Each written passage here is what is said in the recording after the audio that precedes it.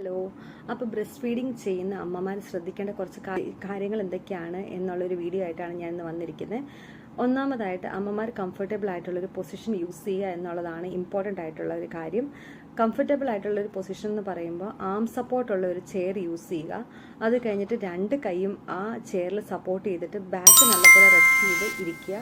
മടിയിലൊരു pillow വയ്ക്കുക. നിങ്ങൾക്ക് height correct ആയില്ല എന്നുണ്ടെങ്കിൽ കാലിൽ ഒരു സ്റ്റൂൾ എന്തെങ്കിലും വെച്ച് സപ്പോർട്ട് ചെയ്തിട്ട് കുഞ്ഞിനെ പില്ലോയിൽ കിടത്തിയിട്ട് കംഫർട്ടബിൾ ആയിട്ടൊരു പൊസിഷനിൽ ഇരുന്നിട്ട് ഫീഡ് ചെയ്യുക. ഒരിക്കലും കുഞ്ഞിൻ്റെ അടുത്തേക്ക് നിങ്ങൾ ബെൻഡ് ചെയ്യാണ്ടിരിക്കുക.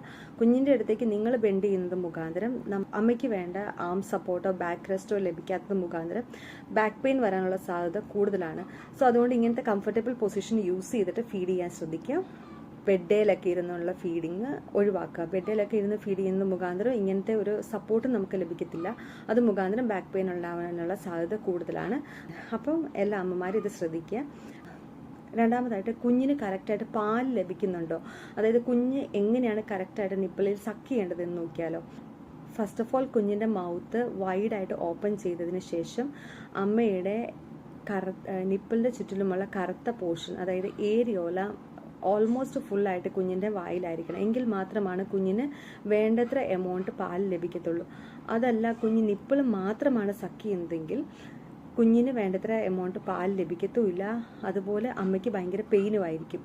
പിന്നെ ക്രാക്ക്ഡ് നിപ്പിൾ ഉണ്ടാവാനുള്ള സാധ്യതയും കൂടുതലാണ്. അപ്പം എനിക്കറിയാം ഇനീഷ്യലി ഈ ഒരു കറക്റ്റ് ലാച്ചിങ് പൊസിഷനിലേക്ക് വരാൻ വളരെ ബുദ്ധിമുട്ടാണ്. പക്ഷേ കുഞ്ഞിനെ ബ്രസ്റ്റിലേക്ക് വെക്കുമ്പോൾ കുഞ്ഞ് നിപ്പിൾ മാത്രമാണ് സക്ക് ചെയ്യുന്നതുണ്ടെങ്കിൽ കുഞ്ഞിനെ ബ്രസ്റ്റിൽ നിന്ന് വിടിയിപ്പിക്കുക.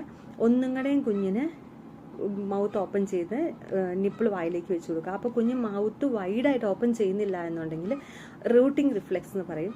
ഇങ്ങനെ ജസ്റ്റ് മൗത്തിൻ്റെ സൈഡിൽ ഇങ്ങനെ ആക്കി കൊടുക്കുകയാണെങ്കിൽ കുഞ്ഞ് തനിയെ വാ തുറന്നോളും. അപ്പോൾ കുഞ്ഞ് വാ തുറക്കുമ്പോൾ നിപ്പിളും ഏരിയോലയും കൂടെ കുഞ്ഞിൻ്റെ വായിലേക്ക് ഇൻസേർട്ട് ചെയ്യാൻ നോക്കുക.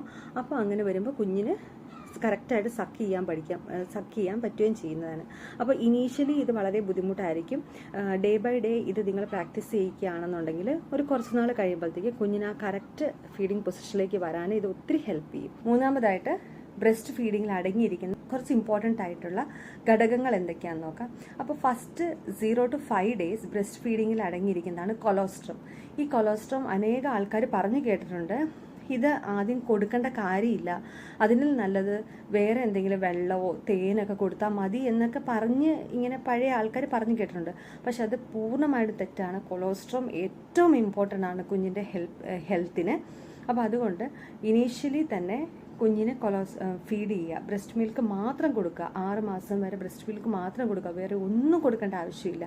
അത് എത്ര വേനൽക്കാലമാണെങ്കിലും കുഞ്ഞിന് ദാഹിക്കുന്നുണ്ടെങ്കിലും അമ്മയുടെ ബ്രസ്റ്റ് മിൽക്കിൽ more than enough water content ഉണ്ട്. അപ്പോൾ കുഞ്ഞിന് അതിന് വേണ്ട എല്ലാ ഘടകങ്ങളും അതിനകത്ത് കിട്ടുന്നതാണ്. അപ്പോൾ എക്സ്ട്രാ ആയിട്ട് ഒന്നും തന്നെ കൊടുക്കേണ്ട ഒരു ആവശ്യവും. അപ്പോൾ 0 to 5 days കൊളോസ്ട്രമാണ് വരുന്നത്. ഈ കൊളോസ്ട്രത്തിൻ്റെ അകത്ത് അടങ്ങിയിരിക്കുന്നത് മെയിനായിട്ട് രോഗപ്രതിരോധക ശക്തിയാണ്. അതായത് കുഞ്ഞിൻ്റെ ഇമ്മ്യൂണിറ്റി ബൂസ്റ്റ് ചെയ്യും. അതുപോലെ ആൻറ്റിബോഡീസും കുഞ്ഞിൻ്റെ ദേഹത്ത് കൂടും. അപ്പോൾ ഇതാണ് കൊളോസ്ട്രമിൻ്റെ ഏറ്റവും ഇമ്പോർട്ടൻറ്റ്.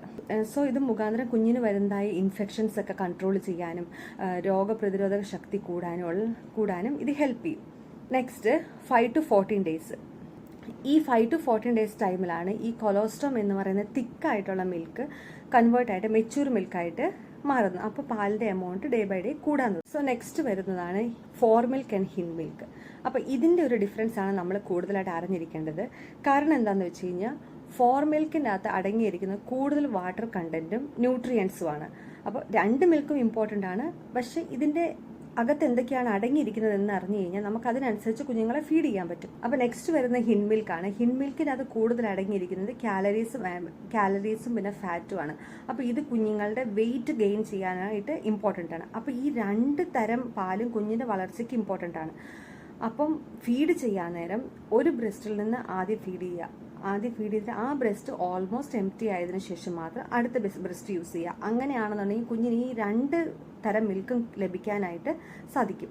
അതല്ല നിങ്ങൾ ആൾട്ടർനേറ്റ് ബ്രസ്റ്റ് യൂസ് ചെയ്തിട്ടാണ് ഫീഡ് ചെയ്യുന്നതെങ്കിൽ ആദ്യം വരുന്ന വാട്ടർ കണ്ടന്റ് ന്യൂട്രിയൻസും മാത്രമുള്ള മിൽക്കായിരിക്കും കുഞ്ഞിന് ലഭിക്കുന്നത്. അപ്പോൾ ഇതും കൊണ്ട് ദോഷമൊന്നും ഉണ്ടെന്നല്ല, ഇതും കുഞ്ഞിൻ്റെ വളർച്ചയ്ക്ക് ഇമ്പോർട്ടൻ്റ് തന്നെയാണ്. പക്ഷേ കുഞ്ഞിന് ഫാറ്റും കാലറീസും ലഭിക്കുന്നത് കുറച്ച് കുറഞ്ഞിരിക്കും.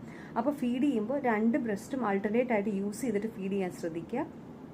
അതുപോലെ തന്നെ ഇപ്പോൾ ഒത്തിരി പാലൊക്കെ ഉള്ളവരാണ്, ഒത്തിരി മിൽക്ക് സപ്ലൈ ഉള്ളവരാണെങ്കിൽ 2 ബ്രസ്റ്റും യൂസ് ചെയ്ത് ഫീഡ് ചെയ്യാനേ പറ്റുള്ളൂ. അല്ലാണ്ട് ഒരു ബ്രസ്റ്റിൽ തന്നെ ഫീഡ് ചെയ്യാൻ ബുദ്ധിമുട്ടായിരിക്കും. അപ്പോൾ അങ്ങനെ വരുമ്പോൾ ഇനീഷ്യൽ ഡേയ്സിൽ നിങ്ങൾക്ക് 2 ബ്രസ്റ്റ് യൂസ് ചെയ്ത് നിങ്ങൾക്ക് ഫീഡ് ചെയ്യാം. അത് കഴിഞ്ഞ് day by day milk supply ഒരു നോർമൽ സ്റ്റേജിലേക്ക് ആവുമ്പോൾ ഒരു ബ്രസ്റ്റിൽ നിന്ന് ആദ്യം ഫീഡ് ചെയ്യുക.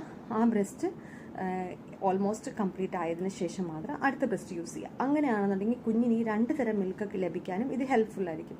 അപ്പോൾ ഇന്നത്തെ ഈ വീഡിയോ നിങ്ങൾക്ക് ഹെൽപ്ഫുൾ ആയി എന്ന് ഞാൻ വിചാരിക്കുന്നു. Thank you so much for watching. Video ഇഷ്ടപ്പെട്ടെങ്കിൽ ചാനൽ സബ്സ്ക്രൈബ് ചെയ്യുക, ലൈക്ക് ചെയ്യുക. Thank you.